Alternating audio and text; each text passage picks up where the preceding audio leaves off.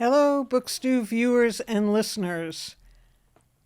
The author you're going to be hearing from and seeing today is coming from the future. And I know she's going to think that's a very corny and silly thing to say.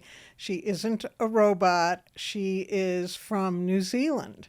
And she's talking to us today from New Zealand, which to me, when you look at it on a map, looks like the furthest place from anywhere in the rest of the world.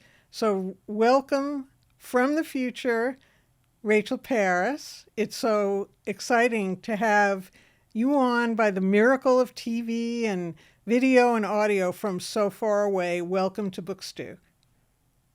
Thank you so much for having me. It's wonderful to be here. So, can you tell us a little bit about what New Zealand is like as a place to live? Because I think you also lived in Australia. Is that right? I've lived all over the place, a little bit in Sydney. I was in London for many years, and I've spent a bit of time on the east coast of the US, actually, in New York and Boston. But this is home for me, so I'm back home. And it is far away from the rest of the world. I think it's 12 hours to Los Angeles direct and 18 hours to New York City direct. We're pretty used to traveling long distances to get to the exciting places. Well, except you're in the exciting place. Were you in New Zealand when the whole 20 years ago when the whole Lord of the Rings thing was going on? That was such an amazing time because it really kick-started our film industry. I mean, we've always had a really vital local film scene, but obviously having that massive Hollywood trilogy film down here just opened the doors to a whole lot of other work. So it's really exciting. And actually, if you come down here, you can still go and visit a lot of the scenes. You can go to Hobbiton, which is about 2 hours from where I live. And you can go down to the South Island and see some of those beautiful landscapes. So it's still a tourist destination for sure. Do you think there was migration there as a result of it? Because of course it was so beautiful in the films. Yeah, we have had a lot of interest, both generated after The Lord of the Rings, for people that wanted to come and live in Middle Earth, right through to in recent years, a lot of, I think especially after the pandemic, a lot of people saw New Zealand as a real safe haven. So we have huge amount of interest from people all over the world, which is great. We love having visitors come and hang out down this part of the globe for sure. Well, I know from the sheet that your publicist sent me that you were an attorney. Is that right? Yeah, I was for 20 years a bank and finance lawyer. So I began my career in New Zealand, went to Harvard Law School, ended up working in London for a long time, and came back here. And it's sort of a long story, but I think after 20 years, I decided that I'd done my dash in the corporate world and I wanted to do something more creative. And so I went back to university and did a creative writing course and wrote the book. So So were yeah, it's been a really you nice. were you a lawyer who, when you were younger, were you a child who wanted to be an author and became a lawyer, or were you a child who wanted to be a lawyer and became an author? Definitely the former. I think many lawyers have aspirations of being writers, but I don't know what it's like in your family, but in my family, the message was you've got to get a proper degree, you've got to get, a qualification so you can earn some money to support your lifestyle. And so, I think a lot of people that are good at English and the humanities and not very good at maths end up at law school. And so that was sort of my path. And somewhere along the line, the thought of writing for a living just seemed ridiculous. I didn't know anyone that was involved in the creative industries, and so. But it's been a secret dream of mine my whole life to write, and yeah, it took a long time to get there. But I'm really so happy that I got around to it. Did you start off with this novel, or did you write short stories, or how did you break in? Let's say. So I secretly wrote, a lot of things, and no one ever saw them. I mean, poetry, really bad poetry.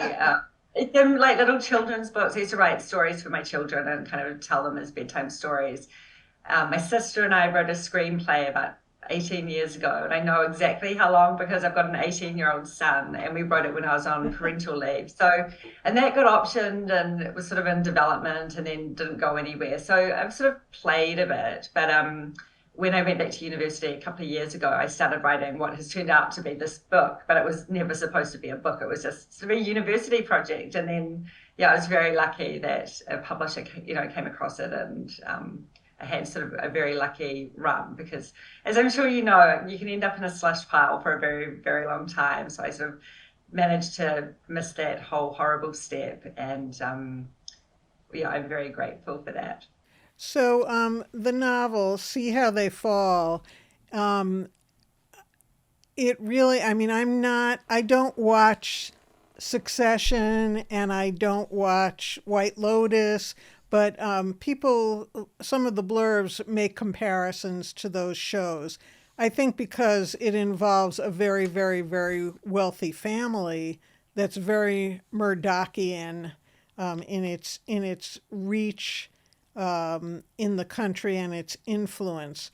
But you have two main characters: someone who is married into that really wealthy family, and then a police detective who comes from a much more humble background.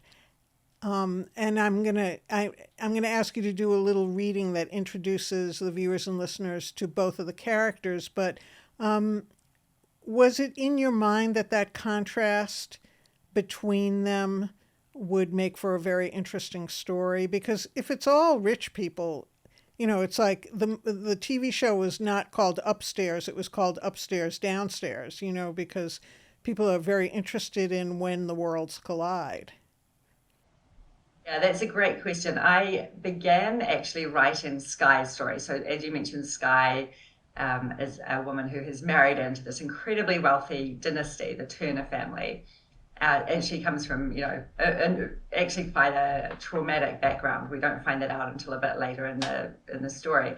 So Sky has a 6-year-old daughter with Duncan Turner, and for me, the story began as one of a mother trying to protect her young child from danger. I was writing from the perspective of a mum, and I thought that would be a really emotional and compelling premise for a story. And then as I started writing, the Turner family took shape. And I think I've always been really interested in power imbalance. And I think, obviously a lot of that is connected to wealth imbalance and across society. And so, but I thought it was interesting to explore that in a marriage because, of course, when you're married to a very, very wealthy man, even though to the outside world it looks like you've got everything and, you live this very privileged life, I think if you're an outsider to that world, that never really changes. And in fact, it can be a really dangerous situation for a woman to get herself into because suddenly not just the financial sort of power, but the social power and everything tends to rest with the wealthier one in the relationship. So I thought that was an interesting dynamic. And then, as you said, I was also really interested in exploring the super wealthy versus the very ordinary and the sort of paradox in that because the Turners have made their money supposedly through luxury goods, which, I love a bit of lux in my life, but luxury goods are just sort of by definition superfluous. We don't need them. And yet people are willing to pay, a fortune for these things. And then you have this homicide detective who is doing a job that we would say as a society is really important because homicide is sort of the worst crime you can commit. And yet these people don't get paid very much at all. So just contrasting their lives and their worlds, I thought could be quite a juicy territory for a story. And immediately for you was the fact that both protagonists were going to be women? Yeah, I mean, I think, I read widely, and although the men in my book don't necessarily come off very well, I do love men, but I do love reading sort of female-centered fiction. A lot of the writers I admire are women writers. I mean, I think I just naturally gravitate towards that. So it just came naturally for me. And I think yeah, I'm at a point in my life where I think just exploring pressures on women as they get older and, all the different facets of, whether it's looking after elderly parents, whether it's being a parent yourself, whether it's, workplace pressure, financial pressure. There's just a lot to write about. So it came pretty naturally. So before you do the reading, I'm going to ask you one question.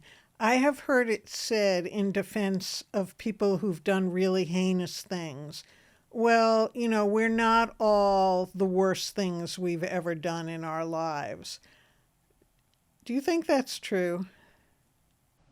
So it's another great question. I mean, I would like to think that we are all capable of good and bad. And you're absolutely right. Just because you do one bad thing, it shouldn't define you for the rest of your life. I think a lot of it, though, depends on what your motivations are. So, for example, you could kill a person, but if it's to protect someone that you love, that's one argument. I think if you do that out of self-interest or greed or, that's a whole different argument. So, yeah, I think it very much depends on context.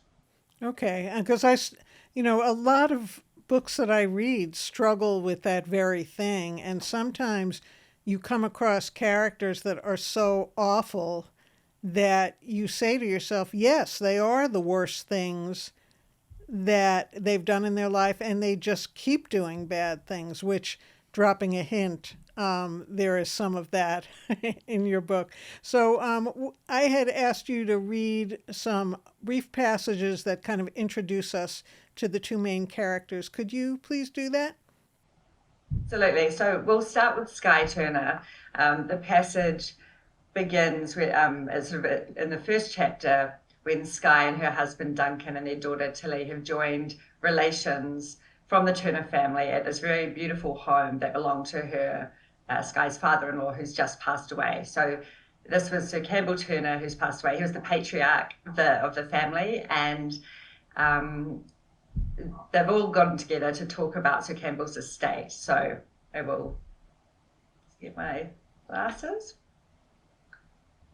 And so in the passage, we refer to Tilly, who's Sky's daughter, and Arabella, who is her little niece. Before long, dark clouds began to roll in, so I summoned Tilly and Arabella back from the beach. Tilly had refused to wear her jumper, complaining that it was too scratchy, and I didn't want her to catch a cold and miss the upcoming book character parade at school. After much deliberation, she was going as Pippi Longstocking. Somehow I'd have to wrangle her massive curls into two stick-out braids like Pippi's. I set a reminder on my phone to buy some pipe cleaners and hairspray when we got back to Sydney. Then I collected up the empty teacups and saucers and wandered inside to the kitchen, a magnificent statement in the most exquisite fragile Calcutta marble. I had an anxiety attack whenever Tilly went near it with a glass of juice or a felt-tip pen. The chefs didn't have to worry because this kitchen was just for show. All the meals were prepared in the huge stainless steel scullery down the hallway. I was jarred by the sight of Nina rinsing dishes at the sink in yellow gloves. Usually a staff member would be hovering to take care of such a mundane task. "We missed you at the gala on Wednesday," she said in her cut-glass English accent, "but it was so kind of you and Duncan to make such a generous donation." "I hope you raised a lot of money. It's a great cause," I said, not quite remembering which of the Turners' worthy charities the gala was supporting. Child cancer, marine conservation, Indigenous arts, or women's empowerment. I began loading the rinse plates into the dishwasher. "Remember, the Limoges porcelain has to be hand-washed," said Nina. Why would anyone order plates that couldn't go in the dishwasher? Then again, a decade on, there was still a lot I didn't understand about the Turners. I unloaded the plates and rested them on the counter. To fill the pinched silence, I tried again. "Can I help out with dinner tonight?" I already knew Nina would decline my offer before she shook her head. No matter how hard I tried to connect with her, she always met me with polite resistance. "Oh, thanks so much," she said, "but we're all sorted. Hugo and Tamara are doing starters and dessert, and Jamie and I have the mains covered. It's going to be super casual." She drained the sink and snapped off the latex gloves, one finger at a time. "Actually, perhaps you could mind Arabella for us this afternoon while we prep? Usually the boys would entertain her, but I promised to let them go on their screens because they won their tennis tournament last night." For once, Nina's twins, Ollie and Finn, were zombified on the sofa like normal 13-year-olds, their faces glowing blue from their mobile phones. It was a rare reprieve from practicing algebraic equations or piano scales or some other self-improvement activity. "Of course, we'd love to look after Bella." Thank you. Nina smiled and squeezed my hand, which surprised me. She wasn't the touchy-feely type. So I love that passage because they've got this amazingly gorgeous kitchen, but it's not even, and you make it sound like it's a stage set, which it is. So we get, I think we get a good picture here that Sky is kind of intimidated by Nina's perfection, which seems to be a prerequisite for entry into the Turner family. And Sky kind of got in sideways by being an artist, and an artist whose work comes to sell for high prices, which puts her in the right place with the family. 100%. That's exactly right. I think you can sort of enter, perhaps if you're a supermodel or a successful artist, there are these narrow points that you can use to access these families, but otherwise it's all about your social connections. And so, yeah, Sky still feels very much on the outer, and like everything she does is wrong, or she doesn't understand the special codes. Even though they give her a little grace because she is an artist, and they're thinking that, oh, it's artists are weird, and why did Duncan marry her in the first place? But have you ever had exposure to people like that, or like, is it mostly your imagination? Where did, or is it the Murdochs, which I kind of thought it was, the whole Rupert Murdoch clan? How did you envision them? How did you create that family?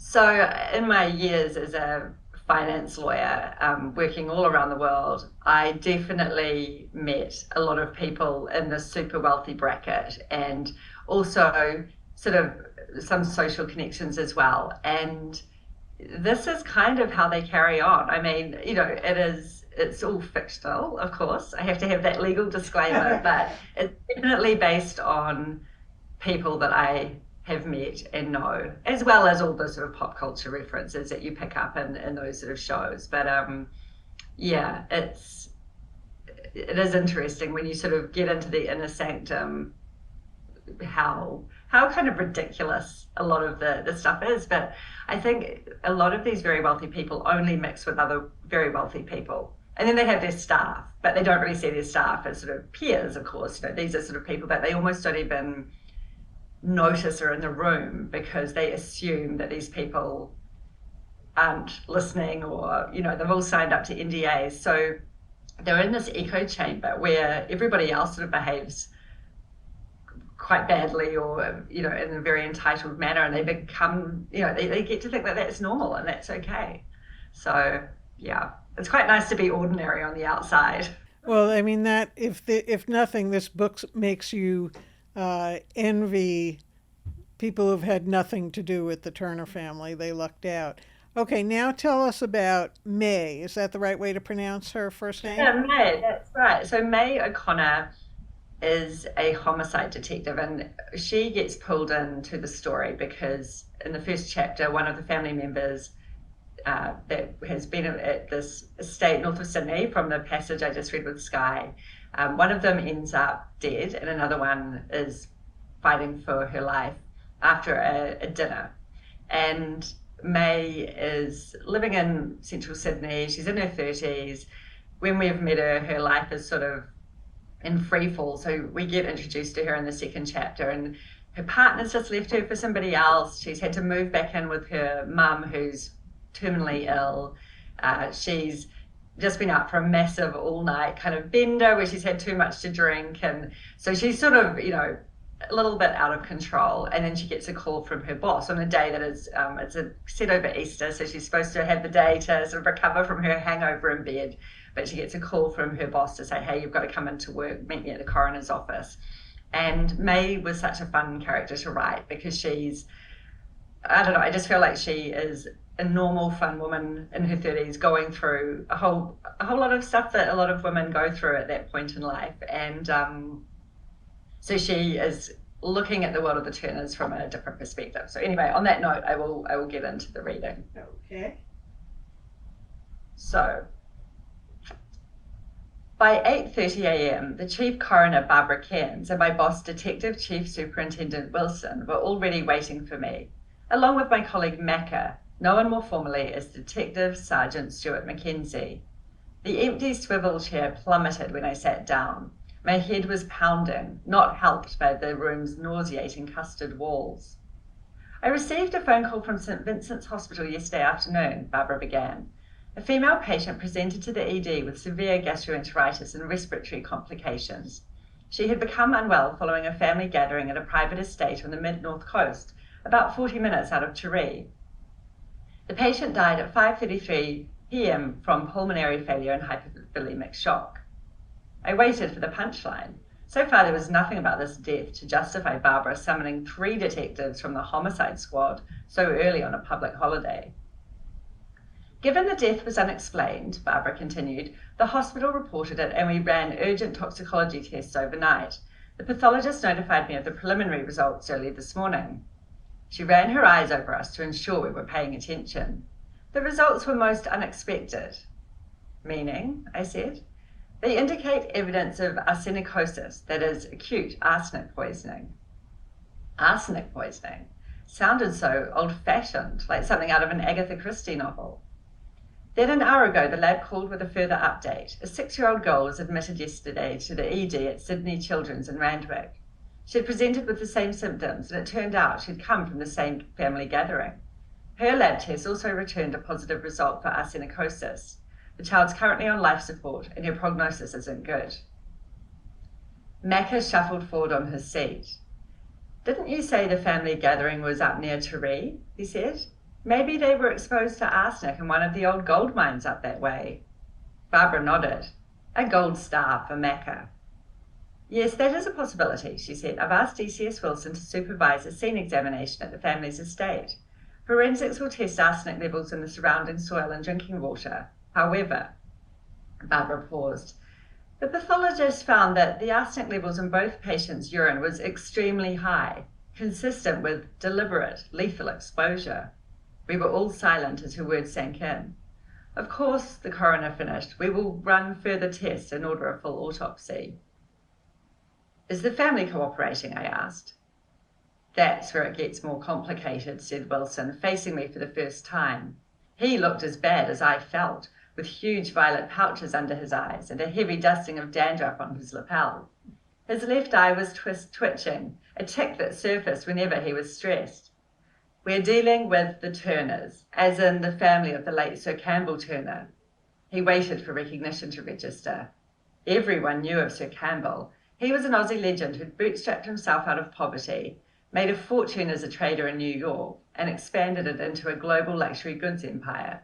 He'd also donated astonishing amounts to worthy causes, including a huge endowment to the New South Wales Police Officers Memorial Fund.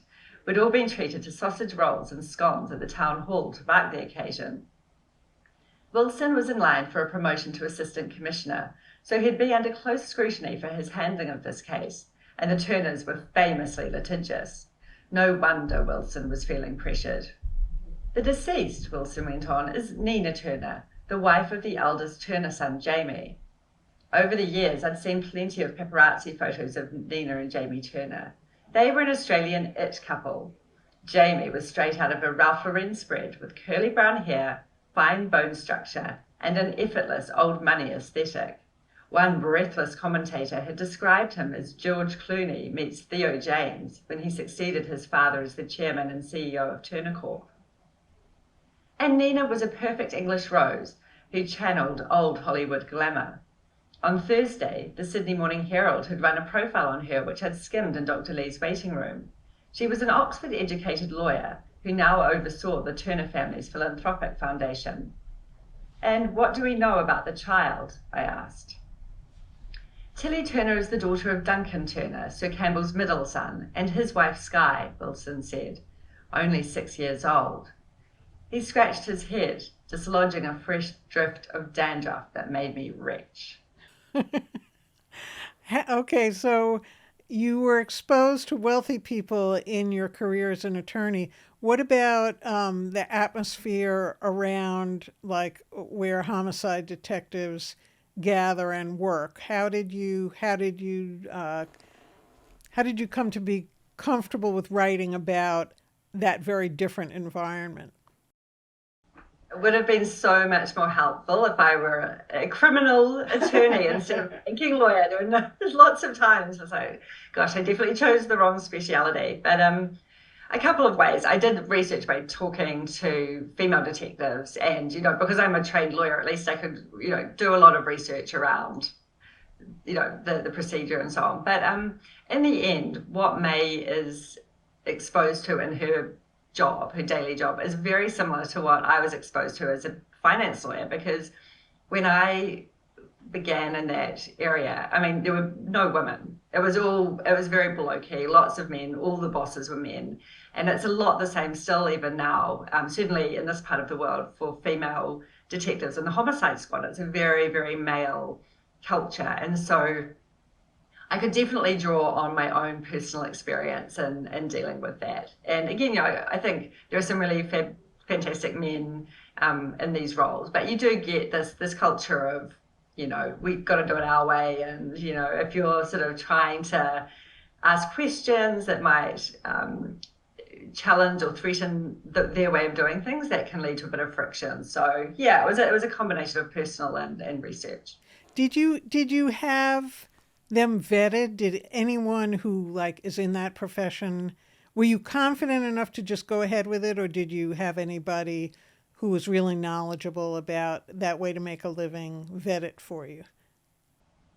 So, a couple of things. I definitely spoke to detectives and sort of got them to check the factual side of it, because the character of May is also mixed race. So her mother is Chinese and her father is Irish.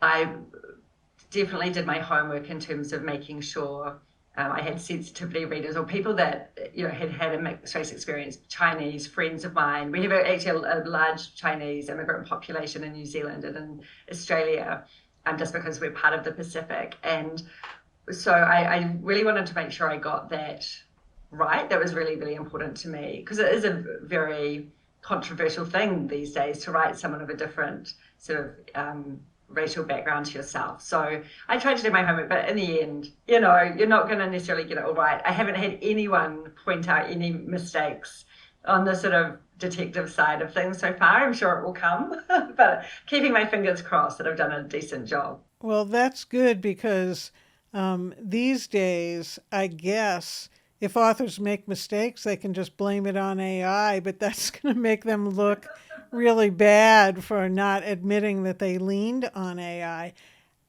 This was probably written before AI became such a force.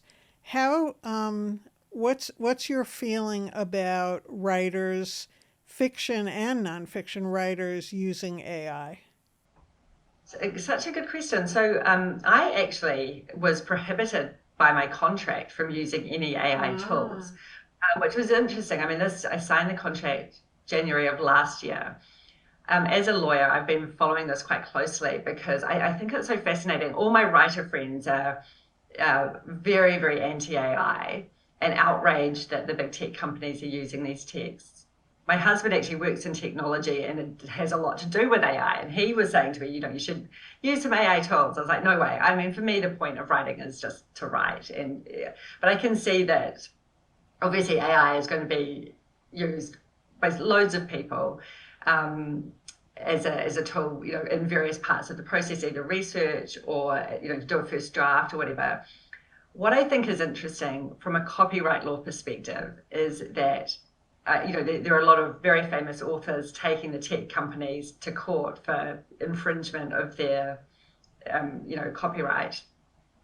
And I don't know if you followed what happened in the UK the other day, but the UK Parliament has come out and said, look, we're not going to protect the copyright of authors. We're going to let the tech companies come in and use that. And a lot of it is because it falls into the fair dealing or fair use exception to the copyright laws. And so I think the only way things will change in favor of authors would be for there to be a change in the copyright laws. And that's not going to happen because there's sort of this arms race between the US and China and the UK to have the very best AI technology. So I don't know. I mean, personally, I'm not going to use AI for my writing. I think, though, that 5-10 years from now, the market is going to be dominated by texts that have some AI element. And I kind of feel a bit sad about that, because I think if you're, but then I think from the reader's perspective, if you want $1, spend $1 a day on something on Kindle Unlimited and you're just voracious and you don't mind who wrote the book, that's probably one part of the market. And then I think like human authored actual books like this are going to become like vinyl records. And maybe you go to your bookstore and, it's a much more personal experience. And that's why, hopefully there'll be readers that care that there's a human behind it. I don't know. What are your thoughts on all of this? It's such an interesting time. I think if it gets to that point, that'll be my last show, in other words. There was already something disturbing, I don't know if you heard about it, that happened today. In two major newspapers in the United States, the Chicago Sun-Times and the Philadelphia Inquirer, there was an insert. They put in inserts for like refrigerators and replacement windows. This was an insert of best summer reads for this coming summer. And there was just a list of books and covers. And it was done by someone who worked for an AI company. All the authors' names were real. All the books were made up. They were not real books. And they took very prominent authors like Percival Everett, who just, won a Pulitzer Prize, and they attributed to him an upcoming book for this summer that I'm sure he has never contemplated writing in his life. So, this just broke today, and the responsibility for it was by one guy who worked for the advertising company that did the inserts. But after he used AI for this and probably put into Chat GPT, what are the hot novels coming out in summer of 2025? He never proofread it. And the papers were that we just put it in as an insert. It's like replacement windows. So I woke up to see this morning. Oh my God. And I'm thinking, first of all, these authors, all the authors are prominent. They're all fiction writers you would have heard of. And I'm like, what are they going to do? I hope they all get together and just sue. But it's almost like the tide has already turned and it's too late. And I guess if something came from AI, it should state that it came from AI, and then I can decide whether I want to read it or not.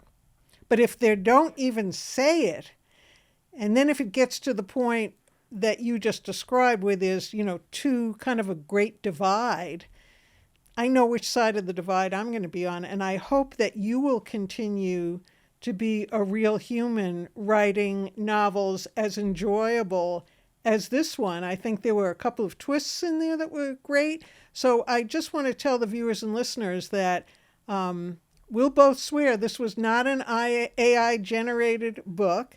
And I want to thank you so much, Rachel, for joining me from such a long distance and having to get up and look gorgeous at 8 a.m. your time. But thank you so much for coming on Book Stew. I had a great time chatting with you. Thank you so much. I loved it too. Really appreciate it. Okay, so viewers and listeners, it's a real novel written by a real human, and I hope you will pick up See How They Fall from an independent bookstore. Have a good night.